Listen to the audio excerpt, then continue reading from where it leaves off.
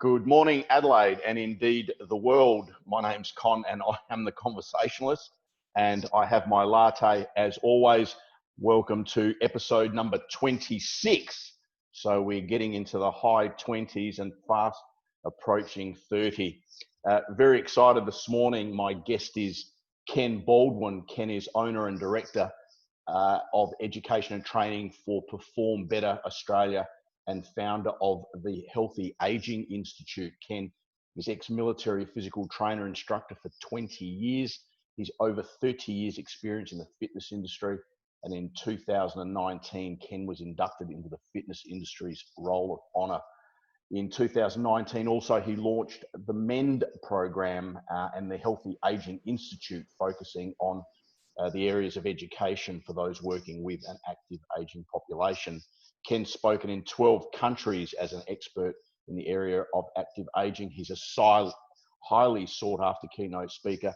He's trained thousands of fitness professionals and he's successfully trained over 5,000 clients. Good morning, Ken. How are you, mate? Good morning. Good to see you again. A little bit chilly up here in Queensland as well. Is that right? It is, yes. Mate, what's chilly for you blokes though?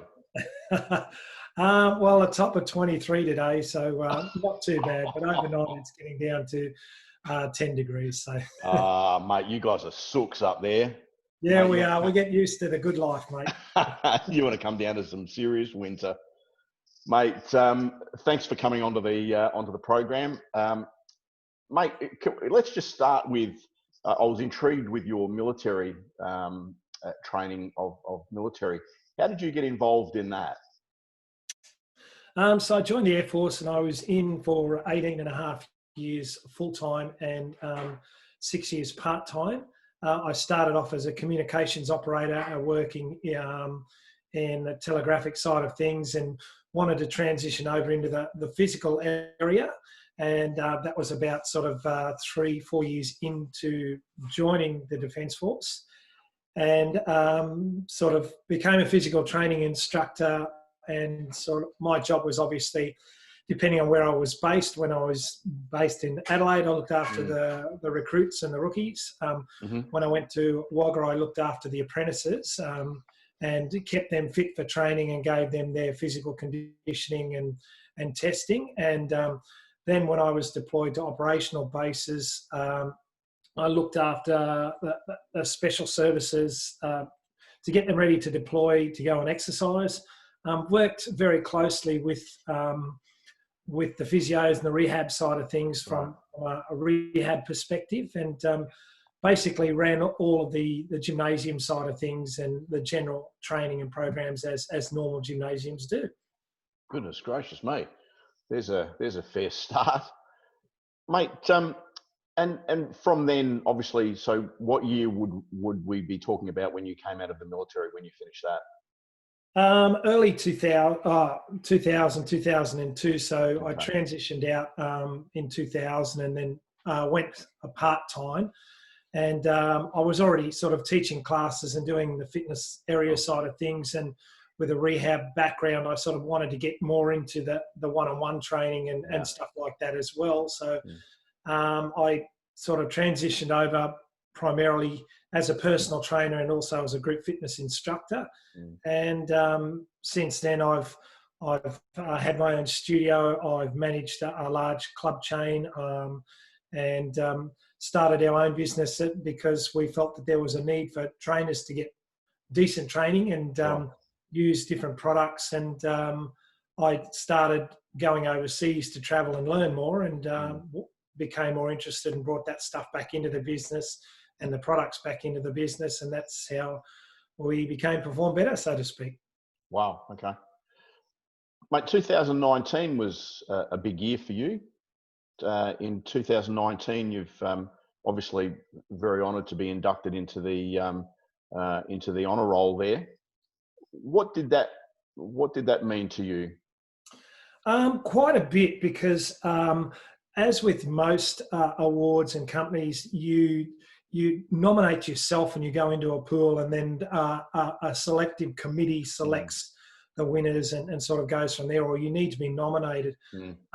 In this situation for this particular award, there's only between 1 and 3 maximum each year that are inducted, and they go into special areas, and the committee nominates you, and so you have no idea until the last minute. They say, congratulations, you've been nominated for your services to training in the industry, and specifically with this aging demographic. So yeah, it was a really big honour, because although you don't do things for the accolades, of course not, it's great to be recognised by your peers for things that you've been doing. And the ageing demographic is quite neglected, and there's not a lot being done in that area. So it's time that we sort of make the trainers understand that this is an area that has a great need, as well as it's an area that is greatly appreciated by the clientele base. Yeah, and look, it's a well-known fact that we are indeed an ageing population, so there needs to be some care in that area. Tell me about the MEND program and how that all came about. So it's come about over a couple of years. So I focused primarily on the certification of trainers and getting them to understand what they should be doing with people. So basically, if people have an injury or they're referred to a physio, there's a really big gap before or nothing available unless they have a personal trainer from a rehab perspective or from a general population perspective. And it's really, really difficult to find a trainer as such who understands this aging demographic. You know, there's different things required in movement, in diet, in mental ability, and take into account hormones and everything that changes when we get older. So I specialised in that, and got asked to speak about that overseas at several conferences, and I really wanted to make it especially. And then I was asked to set up a pilot program in the gym for this specific age demographic, and it became very, very successful. So we wanted to implement that. But the thing is, with this demographic as well, there's not a lot offered in gyms. No. It's really frustrating because it's an intimidating environment, and our industry is based on looks a lot more so than what's to do. Yep. So I wanted to create an environment that was healthy and relaxing, and they could take it at their own pace, and they knew the whys, because our industry is horrendous for telling people the hows, and they're very, very good at that, but they don't give them the reason why. And I'm not going to do something unless I understand why I'm doing it. And this age group, we're an age group of learning where we're constantly evolving and saying, you know, I want to learn more. And in fact, we spend more time, the over 50s spend more time on the internet researching than any other demographic, because we want to know the why. Yeah. And so I took my training from movement and to health and lifestyle coaching, and the nutritional side of things and the movement side of things, and the group classes as well as the one-on-one, and saying, look, how can we develop a program that looks at setting up a healthy environment, both at work and at home, a healthy mindset, look at movement and look at balance and things, and how do we take into account feeling better, moving better for everyday life. So that's how the MEND program came about. So it was taking bits and pieces, but looking at a holistic approach, because mindset is the biggest thing. If we're not, I can't tell you what to do if you don't want to do it. We have to connect with you emotionally as well as physically, and I think that's the big issue at the moment with COVID. There's lots of trainers going out and doing stuff online, which is great. It's giving them physical alternatives because they can't come to the gym. But, you know, 75% of the people that we're talking to have emotional and mental issues because we've been shut off from everybody. And we just need stuff like this. We're talking and, you know, how you going? Let's have a coffee. What's going on in your life? How can I help? And there's not enough of that going on. So this is a holistic approach that everybody can jump into, and we're getting trainers trained to implement the program as well as doing the training for the general population. Yeah, look, as I said, we are indeed an ageing population, and whilst I don't classify myself as ageing just yet, I have just clicked over 60. So even I know how intimidating sometimes it can be, because you're right, the industry is really based on how you look, and the mental side of it is just so important. Mate, asking for a friend. Yes. I'm turning these into some free consults here. Sure. Mate, I guess in one respect, I'm not unique in that I'm getting older, and I do feel it a little bit more. And I'm really conscious, understanding that mobility, or your increased ability to move, has a direct correlation to the level of independence that you have as you get older. You know, your ability to look after yourself, take yourself shopping, drive, etc. If for somebody that has had, I don't know, some pre-existing injuries, let's say nothing serious in the knees, and you know, I've avoided squats all my life, mate. I mean, I've got 2 sticks for legs, and the rest of me is, you know, quite disproportionate. But I'm understanding that I need to start doing things, and have done.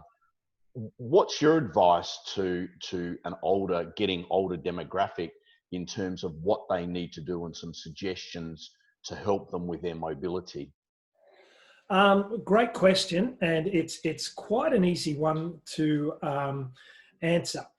The saying "use it or lose it" is never been more prevalent with this age group. But the programming we do is based on the foundations of movement. So it's having the ability to move better regardless of what you do. So everything we do needs to carry over into everyday life. So the exercise we're doing, we don't look at fitness. We look at incidental exercise for health, for what we can do in everyday life. So we base that by doing some movement assessments on how well they can physically move, you know, standing on a single leg, getting in and out of a chair, because we have protocols and testing to do that.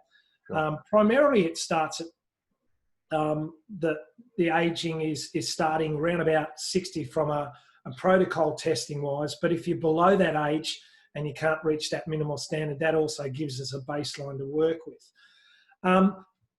I call the programming that I do is RRPP, not the recommended retail price. It's reach, rotate, push, and pull.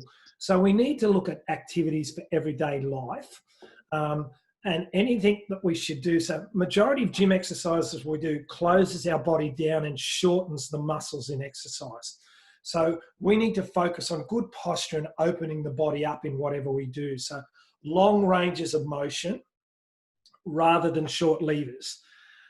So when we reach to pick something up, we use our body and we lengthen the body rather than bending from the hips and the belly. So it comes down to technique with everything, and using the body as a unit for 3-dimensional movement. The second phase of that is we look at care facilities and look at how they test for independence for life. And so we base that on our life scale and say, what do you need to remain independent for your life? And there are 3 major exercises, one which you hate. So there's squatting, there's stepping up and stepping down in multi-directional planes. And what was the other one? Sorry, squatting, stepping up, stepping down. And it'll come to me shortly. I've just had a mental blank, my apology. But these allow us to get in and out of a car. These allow us to change direction. These allow us to read and react things, because as we age, we lose our depth perception, we lose our eyesight, and we lose our confidence. So it's all based on building a foundation through movement, giving them the confidence, less fear, and the ability to stop ourselves through ranges of motion. So that's pretty much it.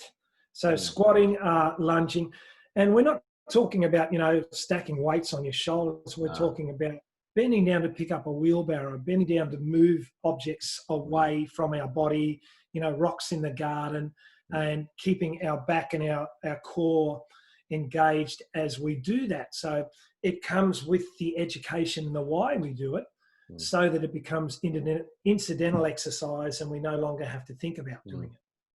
So with, let's talk squats. I mean, one of the main issues that I see, people, and I look at my parents when they were, before they passed away, they had knee issues. My mum was a large lady, a very sedentary lifestyle. So she really struggled with her knees, with excess weight and the like. Is for somebody that, and this isn't about me, this is about the general populace in terms of aging, if they're not coming from a physical movement background or exercising, what sort of squats are we talking about? Just their ability, is it just getting up and out of your seat, your ability to be able to do that, to have that movement, through the quads and your knees?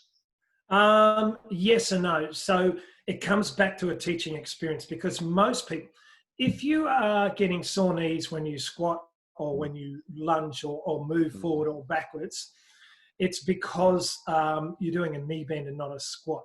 So we've forgotten how to use our body. So if we look at our body like an elevator, and the hips are the engine. So for us to go down, our hips need to go back. I'll stand up in a minute and I'll sort of show you as much as I can. I'm keen to look at this one, mate, because and again, asking for a friend.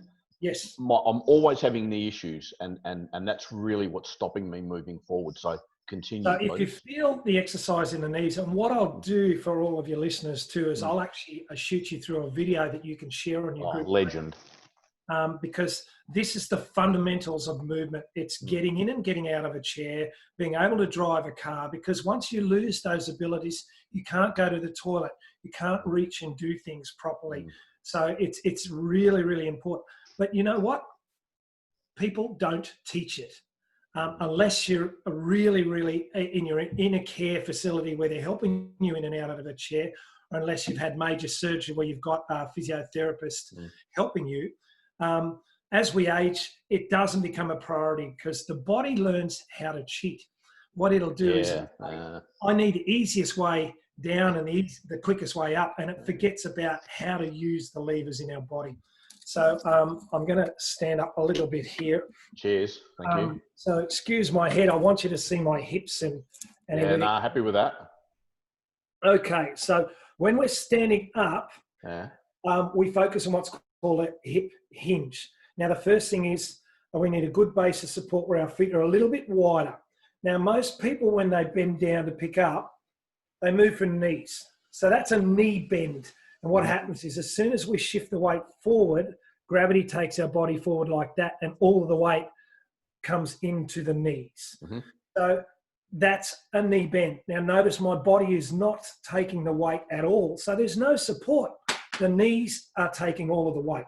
Now, for proper squatting, for proper sitting and getting in and out of a chair, which I'll show you shortly, we need to semi-brace or tuck the abdominals. I want you to imagine that your hips are doing that. So if I push my hips back and tilt my hips, so sort of like a hip swing, we call it, and I place my hands on my knees, there's no weight through my knees, because the weight is being distributed through the butt and the back. So as I sit back, the further back I go, I have to go lower to the ground.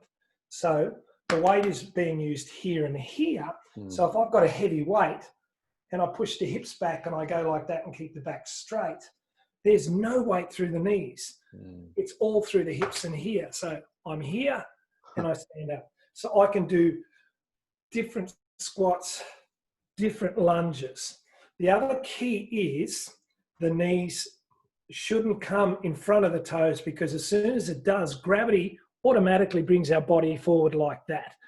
So if we tilt from the hips first and do a hip hinge like that, and focus on pushing the bottom back, keeping a nice straight back and looking straight ahead as if I'm shaking your hand, all the weight's through the hips and our big muscle groups. So the weight's evenly distributed through the body, and there's no weight through the knees. And this is what I teach my aging people. So bend out, shake the person's hand, shake the person's hand. Now, if they can't do that physically too much, they start just doing that. Yeah. And putting the hand on the back. So the weight should go away from the back and into the bottom. Or they can hold a towel, or they can hold a broomstick. Yeah. So we have lots of graduations for it. But that is a hip hinge or a squat. I want them to simulate that they're sitting on a toilet or a bench. Yeah. The bench isn't right here like that. Bench or the seat is back there. So I need to take my hips back there. And that's how we start, just touching in the seat.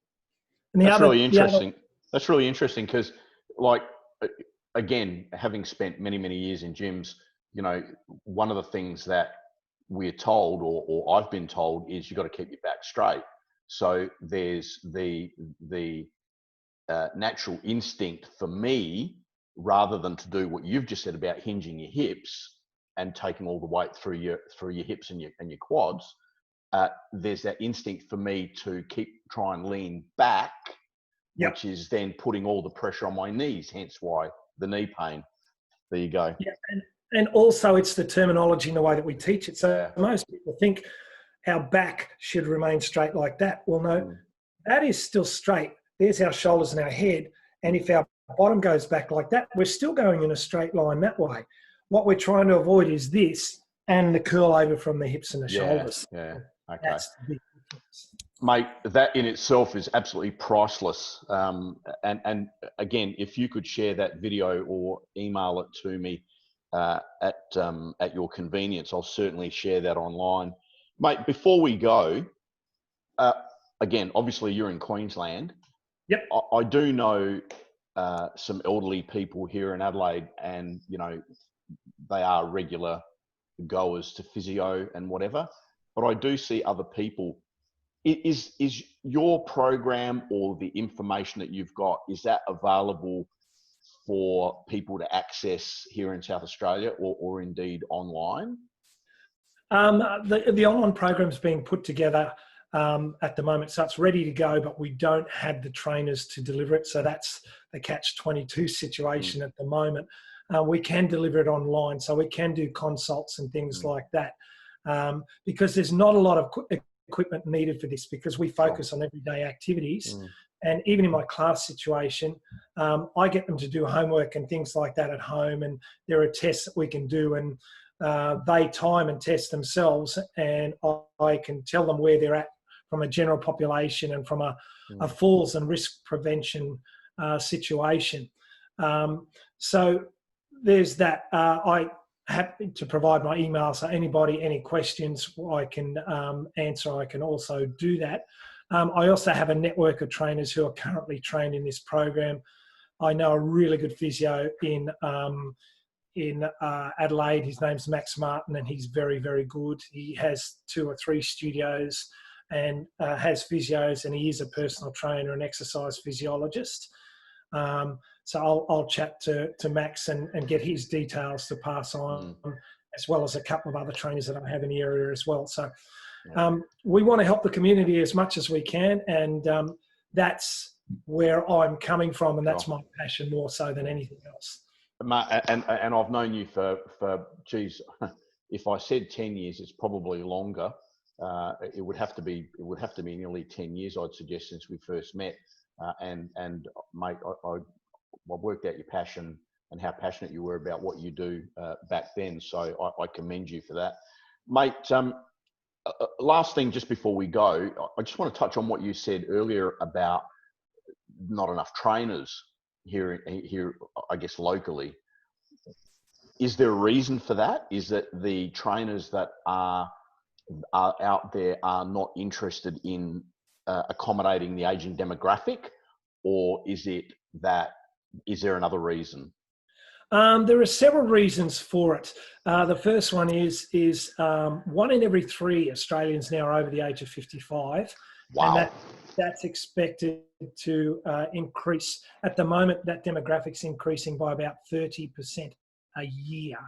So it climbs up as we climb up. So the first time in history, our population, our aging population has tipped far more than our births, which creates a really big burden on the health system.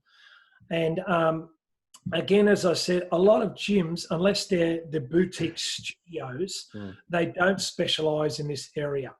A lot of people older than us, like 60 plus, have not grown up in a gym environment, so it's alien to them. They may never have been in a gym, or it's an intimidating environment where they see people throwing weights around and trainers that don't really facilitate care. So it's really difficult to find group areas apart from, community gyms. So if you get a YMCA or, community gyms that are owned by the council, they'll have a pool attached. Quite often, because their demographic is much wider, they're catering more to this age group. There's a fast out there that says that this particular aging demographic don't use the internet, so they don't know how to understand programming, and also that they can't afford the training. And both of those things are incorrect, because 75% of our GDP of the country is spent by the 65 years plus. So they're the influencers. They decide who buys what. They share the money around. They're also the biggest charity givers. It's also, as I mentioned, they spend more time on Facebook, and although they may not have an account or they're internet savvy, so they're wanting it. But the health system can't keep up with the demand, neither can the trainers. So they're only starting to look at it now, and this has really been serious, probably only over the last 5 years. The Australian fitness industry did a research paper last year at looking at the last 5 years, and the tilt of the age is going up and up and up in the gyms, and they're far more loyal, they're great people, and so on and so forth. But there used to be a mindset where if you went to a doctor and if you're old, here's a pill, just take it down and sit down and take it easy. And that's still very prevalent in areas of Europe. We were in Spain a couple of years ago, and it was really, really bad to see. Whereas if you look at the Asian countries, they're out doing Tai Chi, they have rhythm, they have breathing, they're moving, they're completely the opposite, and physically active the whole time. So it's starting to turn and change here, but basically our industry doesn't know how to handle these people. So it's an underserviced market, but it's a great market to be in, and that's why we're providing the training so people can expand that area, because more and more people are coming to us. We're seeing people first before they get into the hospital systems, and they're looking for advice and what to do and who to see. So we have a great network of physicians around Australia, not just in Brisbane, that we can send people to. Dr. Kiley from a holistic approach in Adelaide as well, and we use different people like that, so that we're getting a good network, and they're getting the right advice so that they can do things on their own. They can have better time on holidays, and they can keep up with the grandkids. Yeah, that's a really good point, keeping up with the grandkids, and I know all about that. Ken, it's been an absolute pleasure, mate. And look, my message to the viewers is indeed, if you've got aging parents and you want them to be as independent as possible for as long as possible, I encourage you to get them to look Ken up. I'll have his details online on the social media posts. It's important that, as we said, we are an aging demographic. We need to keep mobile to make sure that we've got that that independence as we get older. Mate, it's been an absolute pleasure. I look forward to having another chat very, very shortly. Mate, thank you very much. My name's Con. I am the Conversationalist. And until next time, bye for now. Thank you. Bye-bye.